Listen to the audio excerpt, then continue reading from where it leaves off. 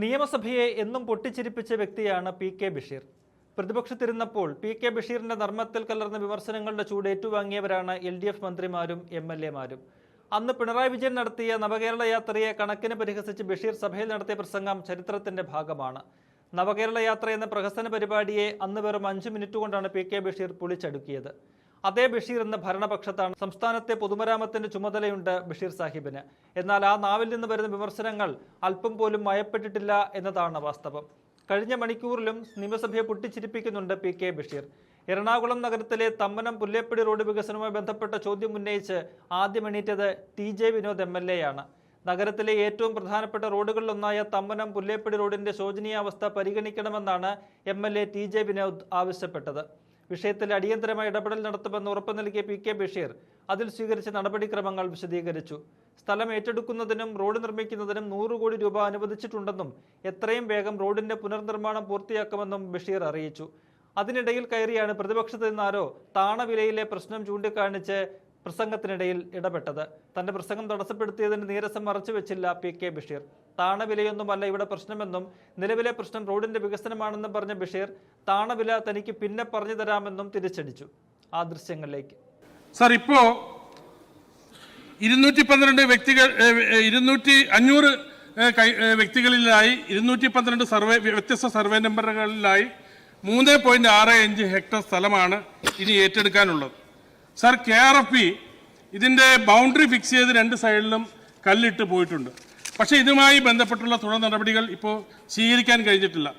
ഞാൻ മനസ്സിലാക്കുന്നത് RTK എന്ന മെഷീൻ ഉപയോഗിച്ച് സാറ്റലൈറ്റുമായി ബന്ധപ്പെട്ട് ഒരു ഡിജിറ്റൽ സർവേ നടത്തിയാൽ മാത്രമേ ഇത് ഓരോ വ്യക്തികൾക്കും എത്ര ഭൂമിയാണ് നഷ്ടപ്പെട്ട് റോഡിന് വേണ്ടി കൊടുക്കേണ്ടത് എന്നതിനെ സംബന്ധിച്ച് തീരുമാനമെടുക്കാൻ കഴിയുള്ളൂ.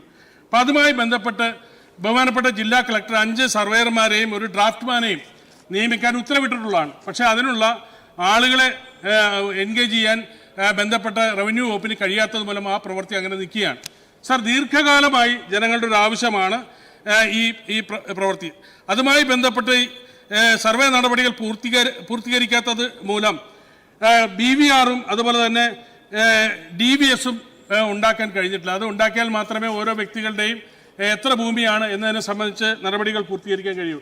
അതിനെ തുടർന്ന് 19(1) നോട്ടിഫിക്കേഷൻ ഇറക്കാൻ കഴിയുള്ളൂ. ഇപ്പോൾ 11(1) നോട്ടിഫിക്കേഷൻ നിൽക്കുകയാണ്. അടിയന്തരമായി ഈ കൊച്ചി നഗരത്തിലെ ഗതാഗത കുരുക്കിന് പരിഹാരമുണ്ടാക്കുന്നതിനുള്ള ഒരു അടിയന്തര പ്രാധാന്യമുള്ള ഒരു പ്രവൃത്തി ആയതുകൊണ്ട് ഗവൺമെൻറ് ഈ വിഷയത്തിൽ ഇടപെട്ട് ഇത് എത്രയും പെട്ടെന്ന് പൂർത്തീകരിക്കാൻ, ഭൂമി ഏറ്റെടുത്ത് KRFPക്ക് ഹാൻഡ് ഓവർ ചെയ്ത് റോഡ് നിർമ്മാണം നടത്തുന്നതിനുള്ള നടപടി സ്വീകരിക്കണമെന്നാണ് ഈ സബ്മിഷനിലൂടെ എനിക്ക് അഭ്യർത്ഥിക്കാനുള്ളത്. ബഹുമാനപ്പെട്ട മന്ത്രി. സർ, എറണാകുളം മണ്ഡലത്തിലെ തമ്മനം പുല്ലേപ്പടി റോഡ് നിർമ്മാണവുമായി ബന്ധപ്പെട്ട പദ്ധതിക്ക് 10/7/2017 സർക്കാർ ഉത്തരവ് പ്രകാരം 100 കോടി രൂപ ഭരണാനുമതി നൽകിയിട്ടുണ്ട്. ആയതിനുള്ള സ്ഥലം ഏറ്റെടുക്കുന്നതിനായി കിഫ്ബിയിൽ നിന്നും 93.89 കോടി രൂപയ്ക്ക് സാമ്പത്തിക അനുമതിയും നൽകിയിട്ടുണ്ട്. അംഗീകരിച്ച അലൈൻമെന്റ് പ്രകാരം അതിർത്തിക്കല്ലുകൾ സ്ഥാപിക്കുന്ന പ്രവൃത്തികൾ പൂർത്തീകരിച്ചതാണ്. നിലവിൽ റോഡ് നിർമ്മാണത്തിന് ആവശ്യമായ, ഇവിടെ ബഹുമാനപ്പെട്ട അംഗം സൂചിപ്പിച്ചതുപോലെ, ഭൂമി ഏറ്റെടുക്കുന്നതിനുള്ള 11/1 വിജ്ഞാപനം പ്രസിദ്ധീകരിക്കുന്ന ഘട്ടത്തിലാണ്. ഭൂമി ഏറ്റെടുക്കൽ നടപടികൾ പൂർത്തിയാക്കി 19/1 വിജ്ഞാപനം പ്രസിദ്ധീകരിച്ച ശേഷം അതിന് സാങ്കേതിക അനുമതി നൽകുന്നതാണ്.